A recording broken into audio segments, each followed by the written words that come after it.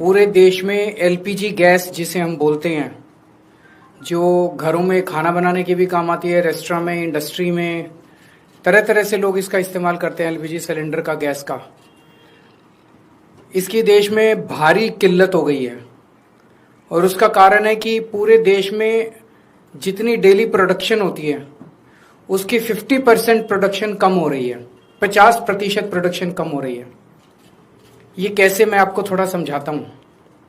हमारे देश में जितनी एलपीजी की खपत है उसका 60% इंपोर्ट होता है और उस 60% इंपोर्ट का 90% स्ट्रेट ऑफ हॉर्मुज से आता है। और स्ट्रेट ऑफ हॉर्मुज अब इंडिया में जितना आता था इंडिया के लिए बंद हो गया, तो 90% इंपोर्ट्स कम हो गए हैं। तो लगभग 50-55% प्रोडक्शन हमारे देश की एलपीजी की कम हो गई है। इसका सबसे ज्यादा खामियाजा इस वक्त इमीडिएटली रेस्टोरेंट्स और होटल बर्दाश्त कर रहे हैं। सरकार ने आदेश जारी किया है कि रेस्टोरेंट और होटल्स को एलपीजी गैस मुहैया नहीं कराई जाएगी। रेस्टोरेंट्स एंड होटल्स एलपीजी की स्टॉक नहीं रख सकते, वो उसको स्टोर करके नहीं रख सकते क्योंकि सेफ्टी कंसर्न्स होते हैं। तो जितने एलपीजी सिलेंडर उनको रोज चाहिए होते हैं उतनी डेली की डेली उनको सप्लाई की जाती है। तो अब एकदम से अगर एलपीजी बंद हो गई तो उनके पास तो 2 दिन का भी स्टॉक नहीं है, 1 दिन का भी स्टॉक नहीं है। इसकी वजह से अब मुंबई में 20% होटल और रेस्टोरेंट बंद हो चुके हैं और लगभग अगले 2 दिन के अंदर 50% रेस्टोरेंट और होटल बंद होने जा रहे हैं। तमिलनाडु में लगभग 10,000 होटल और रेस्टोरेंट्स बंद होने की कगार पे हैं। पंजाब और दिल्ली एनसीआर में हजारों होटल और रेस्टोरेंट्स आने वाले कुछ दिनों के अंदर बंद होने जा रहे हैं। और ये पीक वेडिंग सीजन है, शादियों का सीजन है। तो मुझे लगता है अगर ये जारी रहा तो बहुत सारे लोगों को शादियां पोस्टपोन करनी पड़ेंगी।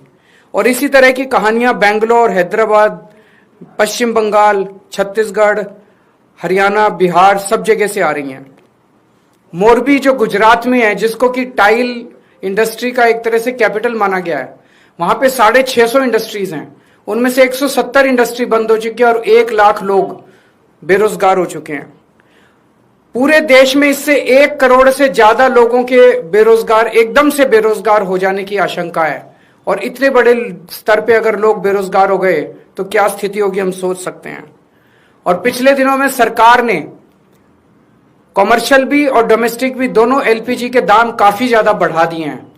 जो सरकार ने बढ़ाए वो तो अलग है, लेकिन अब मार्केट में जम के ब्लैक हो रही है एलपीजी की चारों तरफ। हमें यह समझना पड़ेगा ये क्यों हो रहा है। ये हो रहा है क्योंकि इजराइल और अमेरिका ने ईरान के ऊपर हमला किया है। स्ट्रेट ऑफ हॉर्मुज जो है वहां से दुनिया का काफी ज्यादा तेल और गैस जो है उसका आवागमन होता है। ईरान ने स्ट्रेट ऑफ हॉर्मुज पे कब्जा किया हुआ है और ईरान ने कहा है कि जो उनके फ्रेंडली देश हैं केवल उन्हीं को वहां से अपनी शिप्स ले जाने लाने का अधिकार होगा। तो जैसे रशिया, चाइना, केवल उनके शिप्स को अलाउ किया जा रहा है। इंडिया ने सबसे बड़ी, प्रधानमंत्री मोदी जी ने सबसे बड़ी गलती जो की है वो ये है, किसी भी युद्ध के अंदर जब हमारा कोई स्टेक ही नहीं है, हमें किसी भी पक्ष का साथ नहीं देना चाहिए था, हमें न्यूट्रल रहना चाहिए था। नॉन अलाइंड पॉलिसी भारत की विदेश नीति पिछले 75 साल से चली आ रही थी, जिसको प्रधानमंत्री ने चंद दिनों के अंदर डिमोलिश कर दिया। वो जाके सीधे इजराइल और अमेरिका के साथ खड़े हो गए, ईरान के खिलाफ खड़े हो गए। युद्ध शुरू होने के 1 दिन पहले उन्हें इजराइल जाने की क्या जरूरत थी? युद्ध शुरू होने के 1 दिन पहले उन्होंने नेतन्याहू को झप्पी पाने की क्या जरूरत थी? ये करके उन्होंने पूरे देश को संकट के अंदर डाल दिया है। और वो ऐसा क्यों कर रहे हैं ये हमारी समझ के परे है। आज तक भारत ने कभी भी अंतर्राष्ट्रीय स्तर के ऊपर ना इस साइड का पक्ष लिया ना उस साइड का पक्ष लिया। इवन कोल्ड वॉर के जमाने में भी जब जो 2 पोल्स होते थे दुनिया के, उस वक्त भी भारत जो है नॉन अलाइंड मूवमेंट का पक्षधर था, तब भी हमने किसी का पक्ष नहीं लिया। अभी प्रधानमंत्री जी ने सीधे सीधे अमेरिका के और इजराइल के पक्ष में अपना वो रखा और हमने ईरान जो हमारा पुराना दोस्त था, जिसके साथ हमारा काफी वो था, उसको हमने अपना दुश्मन बना लिया।